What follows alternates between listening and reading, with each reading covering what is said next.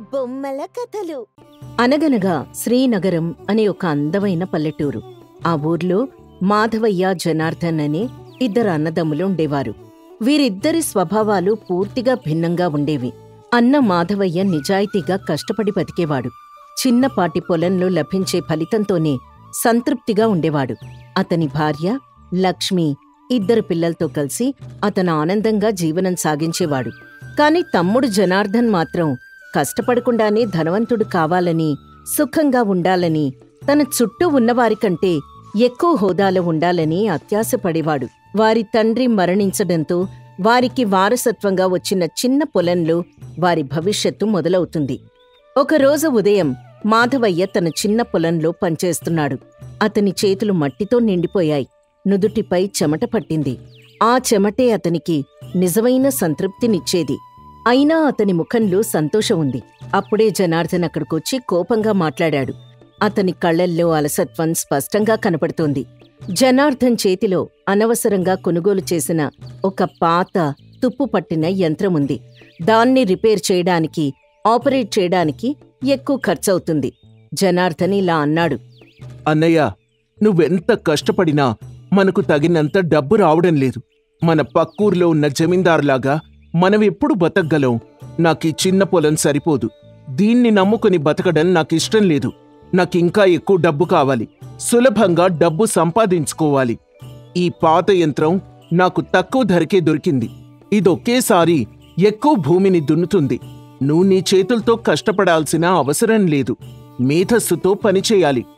తమ్ముడు, మనం నిజాయితీగా కష్టపడితే దేవుడు మనకి సహాయం చేస్తాడు. ఈ పొలం మనకి చాలరా.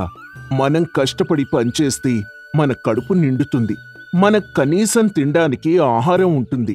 ఈ సంతృప్తి నిజమైన సంపద. నీకు గుర్తుందా? మన నాన్న ఎప్పుడూ చెప్పేవారు, మనం చెమట చిందించకుండా పొందేది శాశ్వతంగా మన దగ్గర ఉండదు. ఆస్తులు పోయినా కష్టం చేసే జ్ఞానం శాశ్వతంగా ఉంటుంది అని. ఈ యంత్రాలు కాదురా, మన నిజాయితీ, పట్టుదలతో కూడిన కష్టమే మన నిజమైన బలం. నీకీ సంతృప్తి సరిపోతుంది, కాని నాకు కాదన్నయ్య. నేనొక పెద్ద ఇల్లు, కొత్త బట్టలు, పెద్ద పొలం కావాలని అనుకుంటున్నాను. ఈ కష్టాల జీవితం నాకొద్దు. నేను డబ్బు కోసం ఏదైనా చేస్తాను. నేనీ ఊర్లో అత్యంత ధనవంతుణ్ణి కావాలి అని చెప్పి జనార్దన్ వెళ్ళిపోయాడు. అతని మాటల్లోని అంతులేని అత్యాశం చూసి మాధవయ్య చాలా బాధపడ్డాడు. అయినా అతను తన పొలంలో పనిచేస్తూనే ఉన్నాడు. అప్పుడే అదే ఊర్లో ఉన్న ఒక వృద్ధుడు రామప్ప అక్కడికొచ్చాడు. ఆయన చాలా తెలివైనవాడు, మంచివాడు. ఊర్లో అందరికీ మంచి సలహాలిచ్చేవాడు. మాధవయ్యా, నీకేమైంది? నీ తమ్ముడు కోపంగా వెళ్ళిపోయాడు. ఏమీ బాధపడకు. రామప్ప, నా తమ్ముడికి అత్యాశ ఎక్కువ. వాడింకా ఎక్కువ డబ్బు కావాలని కోరుకుంటున్నాడు. వాడి అత్యాశ వాణ్ణి ఎలా మార్చిందో నేను చూసి బాధపడుతున్నాను. మాధవయ్యా, అత్యాశ ఒక పెద్ద రోగం. అది మనిషిని నాశనం చేస్తుంది. అత్యాశపరుడు ఎప్పటికీ సంతృప్తిగా ఉండలేడు. అతనొక లక్ష్యాన్ని చేరుకున్నా వెంటనే దానికంటే పెద్ద లక్ష్యం కోసం పరుగు పెడతాడు. ఒకసారి అత్యాశ మొదలైతే అది అంతంలేని ఒక వృత్తంలా మనిషిని వెంటాడుతుంది. అత్యాశ మొదట మనిషి మనసులో ఆశగా మొదలై తర్వాత దాన్ని పెంచుతుంది. ఆ తర్వాతది విపరీతమైన కోరికగా మారుతుంది. అత్యాశపరుడు అబద్ధాలు చెప్తాడు, మోసం చేస్తాడు, దొంగతనాలు కూడా చేస్తాడు. ఎందుకంటే అతను తన మనసులో ఉన్న ఒకే ఒక లక్ష్యం కోసం ఏదైనా చేయడానికి సిద్ధంగా ఉంటాడు. నువ్వు నీ నిజాయితీని వదులుకోవద్దు. నువ్వు కష్టపడితే దేవుడు నీకు సహాయం చేస్తాడు. నిజమైన సంతోషం కష్టంలోనే ఉంది. గుర్తుపెట్టుకో. మాధవయ్య రామప్ప మాటలు విన్నాడు. అతను తన పొలంలో పనిచేయడం మొదలుపెట్టాడు. జనార్దన్ ఊర్లో ఉన్న పెద్ద మనుషుల దగ్గరికెళ్ళి వారికి అధిక వడ్డీకి అప్పు ఇస్తానని, లేదా తక్కువ పెట్టుబడితో ఎక్కువ లాభం ఇస్తానని అబద్ధం చెప్పాడు. వారి దగ్గర నుంచి డబ్బు అప్పుగా తీసుకున్నాడు. వారికి లాభం ఇవ్వలేదు. తన కోరికల కోసం వారిని భారీ వడ్డీల ఊబిలోకి నెట్టేశాడు. జనార్దన్ ఊరి ప్రజల దగ్గరికి వెళ్ళాడు. అతను చాలా ఆకర్షణీయంగా, తెలివిగా మాట్లాడాడు. కాని అతని మాటల్లో నిజాయితీ లేదు.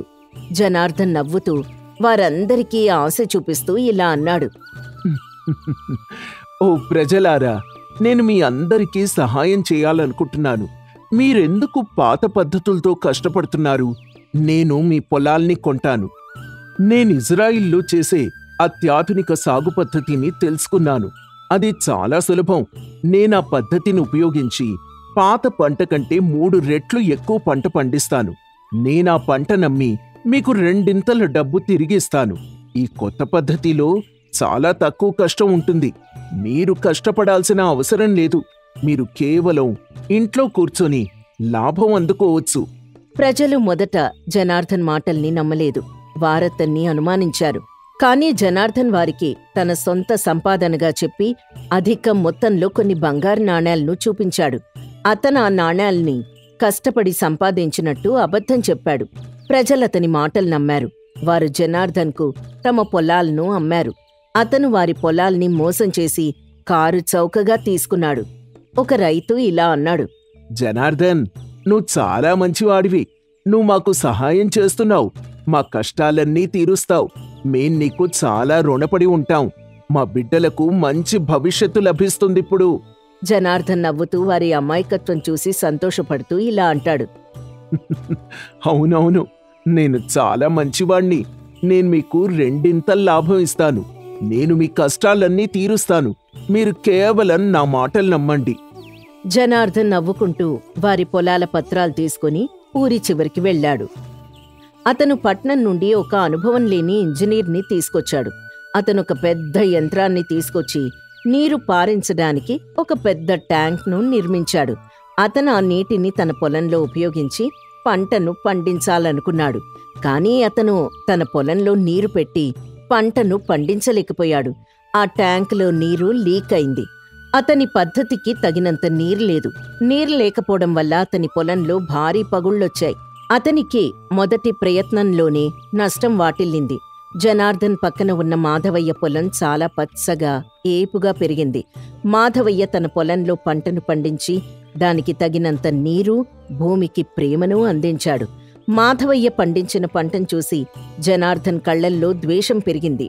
ఒకరోజు జనార్దన్ మాధవయ్య పొలాన్ని చూసి కోపంగా మాట్లాడాడు. అన్నయ్య, నువ్వెలా పంట పండించగలిగావు? నాకు నీ పద్ధతేమీ తెలియదు. కానీ నా పద్ధతే ఉత్తమమైనది. నేనింత డబ్బు ఖర్చు పెట్టినా నా పొలం ఎండిపోయింది. నేను నీకంటే తెలివైనవాణ్ణి. నేను కొత్త పద్ధతుల్ని ఉపయోగించాను. నా పద్ధతులెందుకు పనిచేయలేదు? నువ్వు నాకు సహాయం చేయలేదన్నయ్య. రహస్యంగా నువ్వేదో నా దగ్గర దాస్తున్నావు. మాధవయ్య శాంతంగా నవ్వుతూ, తమ్ముడు, నేను కష్టపడి పనిచేస్తాన్రా. నేను నీలా సులభంగా డబ్బు సంపాదించాలని అనుకోలేదు. నేను ఓర్పుతో పనిచేశాను. నేను నీలా ఒక పెద్ద ట్యాంక్ నిర్మించలేదు. కానీ నేను ప్రతిరోజు నీరు తెచ్చి నా పొలంలో పోసేవాణ్ణి. నేను భూమికి ప్రేమను, కష్టాన్ని ఇచ్చాను. నీవు డబ్బు యంత్రాల్ని మాత్రమే నమ్మావు. నువ్వు కూడా కష్టపడితే దేవుడు నీకు కూడా సహాయం చేస్తాడురా. నిజమైన లాభం డబ్బులో కాదు, కష్టంలో దొరుకుతుంది. జనార్దన్ మాధవయ్య మాటల్ని వినలేదు. అతను తన పద్ధతుల్ని నమ్మాడు. అతను మరింత డబ్బు అప్పు తీసుకుని ఇంకా పెద్ద, మరింత సంక్లిష్టమైన యంత్రాన్ని కొనుగోలు చేశాడు. అతను ఆ యంత్రాన్ని తన పొలంలో ఉపయోగించాడు. కానీ అది పూర్తిగా విఫలమైంది. అది పనిచేయలేదు. అతనికి మరింత నష్టం వచ్చింది. అతని పొలంలో పగుళ్లేర్పడ్డాయి. యంత్రం తుప్పు పట్టింది. అతని అహంకారం, అత్యాశ వల్ల అతను పరాజయం పాలయ్యాడు. అతను తీసుకున్న అప్పు వడ్డీతో సహా 10 రెట్లు పెరిగింది. కొన్ని రోజుల తర్వాత ఊరి ప్రజలు జనార్దన్ దగ్గరకొచ్చారు. వారు ఆకలితో, కోపంగా, ఆందోళనగా ఉన్నారు. వారు తమ డబ్బును లేదా పొలాల్ని తిరిగివ్వమని అడిగారు. జనార్దన్, నువ్వు మాకిచ్చిన హామీ ఏవైంది? నువ్వు మాకు 2 డబ్బు తిరిగిస్తా అని చెప్పావు. మా ఇళ్లలో వంట చేయడానికి ధాన్యం లేదు. మా డబ్బెక్కడా? మేం తినడానికి ఆహారం లేదు. మాకు మా డబ్బులు తిరిగి కావాలి. లేకపోతే మేం నీ ఇంటి ముందు కూర్చుంటాం. నువ్వు మా పొలాల్ని మోసం చేసి తీసుకున్నావయ్యా. మా పిల్లల ఆకలితో ఉన్నారు. నువ్వు మాకు డబ్బిచ్చి తీరాల్సిందే. జనార్దన్ భయపడి పారిపోవాలని చూశాడు. కానీ ఎక్కడికి వెళ్ళలేకపోయాడు. ప్రజలారా, నన్ను క్షమించండి. నేను మీకు డబ్బివ్వలేను. నేను నష్టపోయాను. నేను మీకేమీ ఇవ్వలేను. నన్ను క్షమించండి. ఊరి వాళ్ళంతా కోపంగా అరిచారు. వాళ్ళు జనార్దన్ని బెదిరించారు. జనార్దన్ చాలా భయపడ్డాడు. అతను ఊర్నించి పారిపోవాలని అనుకున్నాడు. కాని ఊరి వాళ్ళంతా అతన్ని పట్టుకున్నారు. వాళ్ళతన్ని గ్రామ పెద్ద దగ్గరికి తీసుకెళ్లారు. గ్రామ పెద్ద చాలా తెలివైనవాడు. జనార్దన్, నువ్వు చాలా పెద్ద తప్పు చేశావు. నువ్వు ప్రజలను మోసం చేశావు. నువ్వు వారికి డబ్బు తిరిగివ్వాలి, లేకపోతే నీకు శిక్ష పడుతుంది. నువ్వు మనుషుల ఆకలిని, నమ్మకాన్ని ఆయుధంగా మార్చావు. జనార్దన్ తన దగ్గర డబ్బు లేదని చెప్పాడు. అతను భయపడి సిగ్గుపడి నిలబడి ఉన్నాడు. అప్పుడే మాధవయ్య అక్కడికొచ్చాడు. అతను తన తమ్ముడి పరాజయాన్ని చూసి బాధపడ్డాడు. అతని కళ్లల్లో దయాక్షమ మాత్రమే కనిపించాయి. అయ్యా, నా తమ్ముణ్ణి క్షమించండయ్యా. నా తమ్ముడు చేసిన తప్పుకి నేను బాధపడుతున్నాను. నేనతనికి సహాయం చేస్తాను. నేను నా సంపాదనలో కొంత భాగాన్ని ఊరి వాళ్ళందరికీ ఇచ్చి వారికి సహాయం చేస్తాను. నేను వాడి తరపున మాట్లాడతాను. దయచేసి వాడికొక అవకాశం ఇవ్వండయ్యా. ఊరి వాళ్ళంతా ఆశ్చర్యపోయారు. వారు మాధవయ్య దయ్యం చూసి ఆశ్చర్యపోయారు. గ్రామ పెద్ద మాధవయ్యం చూసి నవ్వాడు. గ్రామ పెద్ద జనార్దన్ని క్షమించాడు. జనార్దన్, నువ్వు చాలా అదృష్టవంతుడివి. నీకు మాధవయ్య లాంటి అన్నయ్య దొరికాడు. నువ్వు మీ అన్నయ్యని చూసి చాలా నేర్చుకోవాలి. నువ్వు చేసిన తప్పుకి పశ్చాత్తాపడి నీ నిజాయితీని నిరూపించుకోవాలి. జనార్దన్ తల దించుకున్నాడు. అతను తన తప్పును తెలుసుకున్నాడు. అతను తన అన్నయ్య దగ్గరకొచ్చి మాట్లాడలేక కన్నీరు పెట్టుకున్నాడు. కన్నీరు పెట్టుకుంటూ ఇలా అన్నాడు. అన్నయ్య, నన్ను క్షమించన్నయ్యా. నేను చాలా పెద్ద తప్పు చేశాను. నేను నిన్ను, తోటివారిని మోసం చేశాను. నేను అత్యాశపరుణ్ణయ్యాను. నా అత్యాశ నన్ను నాశనం చేసిందన్నయ్యా. నేను నా పొలాన్ని, నా డబ్బుని కోల్పోయాను. నేను చేసిన తప్పుకి నేను చాలా బాధపడుతున్నాను.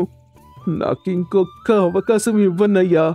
మాధవయ్య జనార్దన్ని కౌగిలించుకున్నాడు. అతనికి ఏమీ చెప్పలేదు, క్షమించేశాడు. అంతే. జనార్దన్ తన అన్నయ్యతో కలిసి పనిచేయడం మొదలుపెట్టాడు. అతను తన పాత యంత్రాలను పక్కన పెట్టి తన అత్యాశను వదిలిపెట్టాడు. నేల మీద వంగి మట్టి విలువను తెలుసుకుని కష్టపడి పనిచేశాడు. తన కష్టానికి విలువిచ్చాడు. కొన్ని సంవత్సరాల్లో అతను నిజమైన, శాశ్వతమైన సంపదను సంపాదించాడు. అదే సంతృప్తి, గౌరవం. ఈ కథలోని నీతేంటంటే, అత్యాశ మనిషిని నాశనం చేస్తుంది. సంతృప్తి, కష్టపడి పనిచేయడం, దయ అనేవి నిజమైన విజయాన్ని తెచ్చిపెడతాయి. సంతృప్తే నిజమైన సంపద.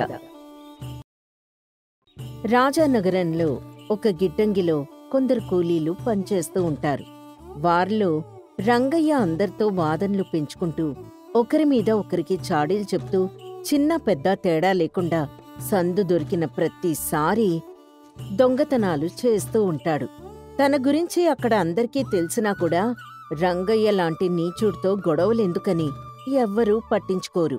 అదే గిడ్డంగిలో మరొక కూలి రామయ్య. అతనందరికీ చేదోడు వాదోడుగా ఉంటూ, తనకు తగిన సహాయం చేస్తూ అందరి దగ్గర మంచివాడిగా పేరు సంపాదిస్తాడు. రంగయ్యకు రామయ్యను చూస్తే జలసి. రామయ్యకు దక్కే గౌరవం తనకు దక్కడం లేదని రామయ్య మీద రంగయ్య ద్వేషం పెంచుకుంటాడు. ఒకరోజు అందరూ గిడ్డంగిలో పనిచేస్తూ ఉండగా తన తోటి కూలీతో రంగయ్య ఇలా మాట్లాడుతూ ఉంటాడు. వీరయ్య, నువ్వు రాత్రి తాగి ఇంటి దగ్గర చాలా గొడవ చేశావంట.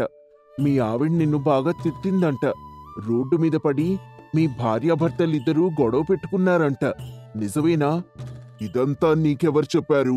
అయినా నా కుటుంబ విషయాలు ఇక్కడెవరికి తెలుసు? నీకెవరు చెప్పారో నాకిప్పుడే చెప్పాలి అని వీరయ్య కోపంగా రంగయ్యని నిలదీస్తాడు. అప్పుడు రంగయ్య, నువ్వు నీ ఇంట్లో ఏం చేస్తే ఇక్కడ మాకెలా తెలుస్తుంది చెప్పు? మీ పక్కింటి రామయ్య చెప్తే గాని మాకు తెలియదు కదా. ఏమిటి, మా పక్కింటి రామయ్య నీకీ విషయాలు మొత్తం చెప్పాడా? నేను నమ్మను. నమ్మకు. ఇప్పుడు నిన్ను నమ్మమని ఎవరు చెప్పారు? నాతో చెప్పినట్టుగాని ఇక్కడున్న వాళ్ళందరికీ చెప్పాడంట. కావాలంటే నువ్వే ఆరాతి.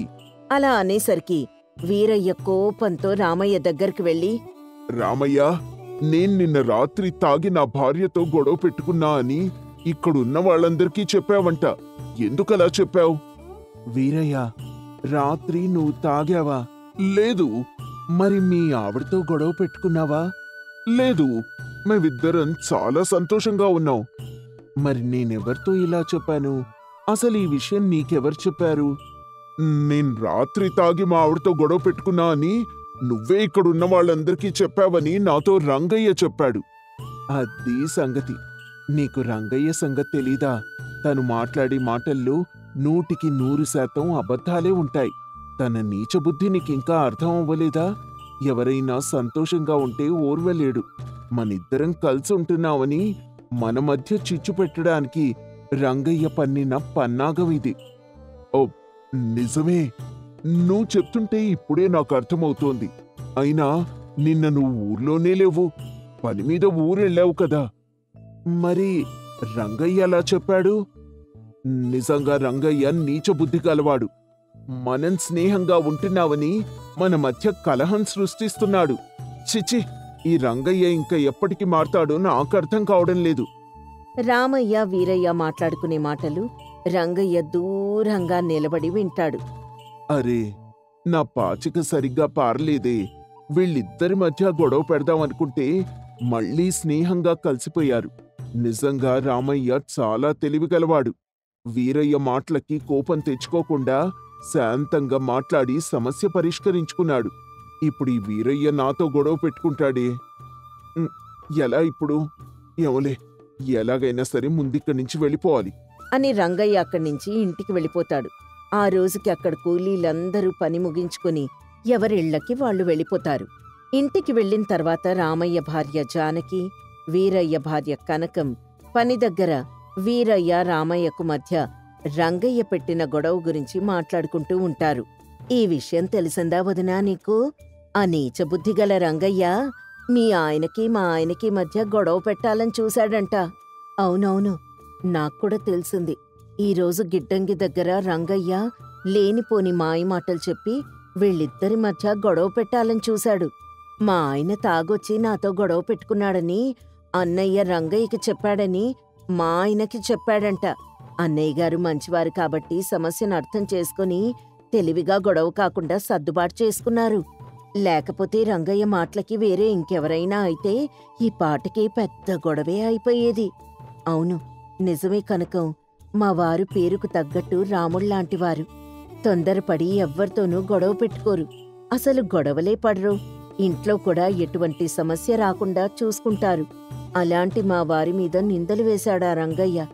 ఇంతలో రంగయ్య అటువైపుగా వెళ్తూ ఉంటాడు. అతన్ని చూసిన జానకి, కనకం రంగయ్యని తిట్టిపోస్తారు. కనకం ఇలా అంటుంది, అదిగో వదినా, చూసావా, రంగయ్య మన మాటలు వింటూ వెళ్తున్నాడు. దేవుడు తనకి సిగ్గు ఇవ్వలేదు.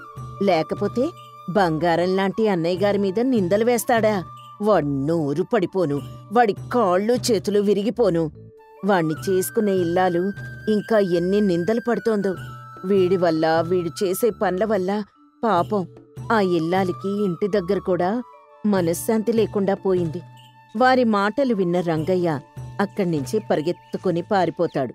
మరుసటి రోజు గిడ్డంగి దగ్గర మరొక కూలీ శంకర్తో రంగయ్య మాట్లాడుతూ ఉంటాడు.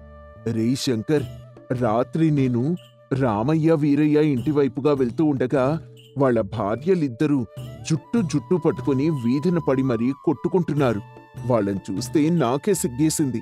నోటికెంత మాటొస్తే అంత మాట మాట్లాడుతూ తెగ కొట్టుకున్నారు.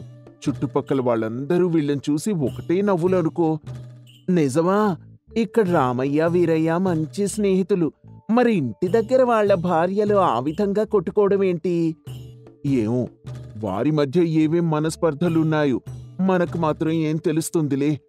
ఎవరి గుట్టు ఎవరికి తెలిసిందో. అందుకే వీధిన పడి మరీ కొట్టుకున్నారు. ఇంతలో అక్కడికి వీరయ్య వస్తాడు. రంగయ్య మాటలు విన్న వీరయ్య కోపంతో రంగయ్యని కొట్టడానికి మీదకి వెళ్తాడు. శంకర్ అతన్ని ఆపుతాడు. గొడవ పెరిగి కూలీలందరూ ఒక దగ్గరకొస్తారు. రామయ్య కూడా అక్కడికొస్తాడు.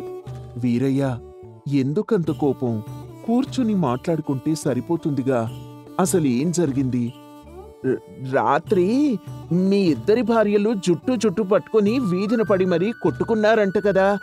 ఆ విషయం నాకు రంగయ్య చెప్తుంటే వీరయ్య కోపం వచ్చింది. మా భార్యలు వీధిన పడి మరీ కొట్టుకున్నారా? వాళ్ళు మంచి స్నేహితురాళ్ళు. మాకన్నా ఎక్కువ స్నేహంగా కలిసుంటారు. అలాంటి వాళ్ళు ఎందుకు కొట్టుకుంటారు? ఇది నిజంగా పచ్చి అబద్ధం. అందుకే ఈ రంగయ్యని నేను కొట్టేది. గొడవ పెద్దదయ్యేసరికి గిడ్డంగి యజమాని చలపతిరావు అక్కడికొస్తాడు. ఏం జరిగింది? ఎందుకు మీరందరూ గొడవ పడుతున్నారు? వీరయ్య జరిగిందంతా చలపతిరావు గారికి వివరిస్తాడు. అప్పుడు చలపతిరావు కోపంగా, రంగయ్య, నువ్వు ఎదుటి వారి మీద నిందలు వేస్తూ వాళ్ల జీవితాల్ని నాశనం చేయాలని చూస్తున్నావు. ఇప్పటికే నీ గురించి చాలా మంది నాకు చెప్పారు. ఇప్పుడు కళ్ళారా చూస్తున్నాను. అంతేకాకుండా నేను లేని సమయంలో గిడ్డంగిలోని ధాన్యాన్ని దొంగతనంగా తీసుకువెళ్తున్నావని నాకు తెలిసింది. ఇక నిన్ను క్షమించేది లేదు. ఈ క్షణమే నిన్ను పనిలో నుంచి తీసివేస్తున్నాను. తక్షణమే ఇక్కడి నుంచి వెళ్ళిపో. మళ్ళీ నా కంటపడ్డావో నీకు తగిన శాస్తి చేస్తాను. వెంటనే ఇక్కడి నుంచి వెళ్ళిపో అని చలపతిరావు రంగయ్యని పనిలో నుంచి తీసేసి బయటికి పంపించేస్తాడు. అక్కడ కూలీలందరూ మన గిడ్డంగికి పట్టిన దరిద్రం పోయింది అని ఆనందపడతారు. అందరూ ఎవరి పనికి వారు వెళ్ళిపోతారు. రోజులు గడుస్తూ ఉంటాయి. రంగయ్య ఎక్కడ పనికోసం వెళ్ళినా తన నీచ బుద్ధి వలన ఎక్కడా పని దొరకదు. కొన్ని రోజుల తర్వాత రంగయ్య భార్య పద్మ తన కొడుకుతో కలిసి రామయ్యని కలుస్తుంది. అన్నయ్య, మా ఆయన్ని పనిలో నుంచి తీసేసిన దగ్గర నుండి ఆయనకి ఏ పని దొరక్క చాలా ఇబ్బందులు పడుతున్నావు. ఆదాయం లేక నేను నా కొడుకు పస్తులు పడుకుంటున్నాం. ఆయన చేసిన పనికి నేను మిమ్మల్ని క్షమాపణ కోరుకుంటున్నాను. దయచేసి మా ముఖాలు చూసైనా మా ఆయనకి పని ఇప్పించండి. నిన్ను చూస్తే జాలేస్తోందమ్మా. చిటికెడు విషం కడివెడు పాలను నాశనం చేసినట్టు నీ భర్త ఒక్కడి వల్ల నీ కుటుంబం మొత్తం బాధపడాల్సొస్తోంది. తన నీచ బుద్ధి వల్ల తను ఎదగకుండా అలా మిగిలిపోయాడు. తన బుద్ధి మార్చుకుంటే తప్ప మీ జీవితాలు బాగుపడవు. తన ఇకనైనా ఇతరుల మీద అపనిందలు వేయకుండా బుద్ధిగా ఉంటాను అంటే చలపతిరావు గారితో మాట్లాడతాం. అన్నయ్య, ఆయన పూర్తిగా మారిపోయాడు. ఇక మీదట ఎవరి మీద అపనిందలు వేయడు. ఆయనకి బుద్ధొచ్చింది. ఆకలి మనిషిలో మార్పు తెస్తుంది. అదే ఇప్పుడు జరిగిందన్నయ్య. ఆయన బుద్ధిగా పనిచేసుకుంటారు. సరే తల్లి, రేపు రంగయ్యని గిడ్డంగి దగ్గరికి రమ్మని చెప్పు. అందరం కలిసి చలపతిరావు గారితో మాట్లాడి అతనికి పనిప్పిస్తాం. సరే అన్నయ్య అని పద్మ అక్కడి నుంచి ఆనందంతో వెళ్ళిపోతుంది. ఇంటికి వెళ్లి రంగయ్యకి జరిగిందంతా చెప్తుంది. నన్ను ముఖం పెట్టుకుని అక్కడ పని చేయమంటావు పద్మ? అక్కడున్న వాళ్ళందరితో నేను గొడవలు పెట్టుకున్నాను. ఇప్పుడు నేను మారానంటే వాళ్ళు నమ్ముతారా చెప్పు? నేను రామయ్య అన్నయ్యతో మాట్లాడానండి. అన్నయ్య మీకు పనిప్పిస్తా అని చెప్పారు. ఇకనైనా మీరు బుద్ధిగా పనిచేసి మంచి పేరు తెచ్చుకోండి. ఇప్పటికైనా మీకు అర్థమై ఉంటుంది. ఏమిటి, అర్థమైందా? ఒకరిని నాశనం చేయాలి అంటే వాళ్లకంటే ముందుగా మనమే నాశనం అయిపోతాం. అందుకే పెద్దలంటారు, చెరపకురా చెడేవు అని. ఒకరిని నాశనం చేస్తే ఏం జరుగుతుందో నాకు తెలిసొచ్చిందే. ఇక మీదట ఎవ్వర్నీ ఇబ్బంది పెట్టను, ఎవ్వరితో గొడవలు పెట్టుకోను. ఇక మీదట మన కుటుంబం కోసం మాత్రమే పనిచేస్తాను. రేపే వెళ్ళి అందరికీ క్షమాపణ చెప్పి పని ఇవ్వమని చలపతిరావు గారిని అడుగుతాను. మరుసటి రోజు రంగయ్య గిడ్డంగి వద్దకు వెళ్లి అందర్నీ కలుస్తాడు. అప్పటికే రామయ్య అందరితో రంగయ్య కుటుంబం పడే కష్టాల గురించి చెప్తాడు. రంగయ్య అందరి ముందు చేతులు కట్టుకొని నిలబడి ఉంటాడు. చలపతిరావు గారు వస్తారు. అయ్యా, ఎప్పటినుంచో అందరం మీ దగ్గరే కలిసి పనిచేస్తున్నాము. తెలుసో తెలియకో రంగయ్య చేసిన తప్పుకి ఈ ఒక్కసారి అతన్ని క్షమించి తనకి మళ్ళీ పనిపిస్తారని మేమందరం కలిసి మిమ్మల్ని కోరుకుంటున్నామయ్యా. ఇలాంటివాడు మన దగ్గర ఉండడం మనందరికీ చేటు. తనని పంపించేయండి. అయ్యా, నేను తప్పు చేశానయ్యా, నన్ను మన్నించండి. పనిలేక నా కుటుంబం తిండి తిప్పలేక ఆకలితో అలమటిస్తోంది. దయచేసి నా తప్పుని మన్నించి నాకు పనిపించండయ్యా అని రంగయ్య చలపతిరావుని వేడుకుంటాడు. అప్పుడు రామయ్య ఇలా అంటాడు. అయ్యా, ప్రతి మనిషికి మారడానికి ఒక అవకాశం ఇవ్వడం మంచిది. తను మళ్ళీ ఇదే విధంగా ప్రవర్తిస్తే ఈసారి తప్పక శిక్షిద్దాం. ఈ ఒక్కసారికి ఇతన్ని మన్నించి పనిపించండయ్యా. అతన్ని చూసి కాకపోయినా తన భార్య బిడ్డల్ని చూసైనా కొంచెం జాలి చూపించండి. రామయ్య రంగయ్యకు హామీ ఇవ్వడం వల్ల చలపతిరావు రంగయ్యకి మళ్లీ పని కల్పిస్తాడు. రామయ్య, నేను నీకు వీరయ్యకు గొడవ పెట్టడానికి చూశాను, కానీ ఈ రోజు నువ్వు నా కుటుంబానికి అన్నం పెడుతున్నావు. నేను చేసిన తప్పుకి నన్ను మన్నించు రామయ్య. ఇక మీదటి ఎటువంటి తప్పు చేయకుండా బుద్ధిగా పనిచేసుకుంటాను. ఏదైనా అనుభవిస్తే తప్ప తెలియదులే. పని లేకపోవడం వల్ల నువ్వు నీ కుటుంబం ఆకలితో అలమటించారు. ఆకలి నీలో మార్పు తెచ్చింది. ఇక మీదటైనా జాగ్రత్తగా పనిచేసుకో. గిడ్డంగిలో పనిచేసే కూలీలందరూ రామయ్య మంచితనానికి రామయ్యని మెచ్చుకున్నారు. ఆ రోజు నుంచి రంగయ్య ఇతరులపై చాడీలు చెప్పకుండా బుద్ధిగా పనిచేసుకున్నాడు.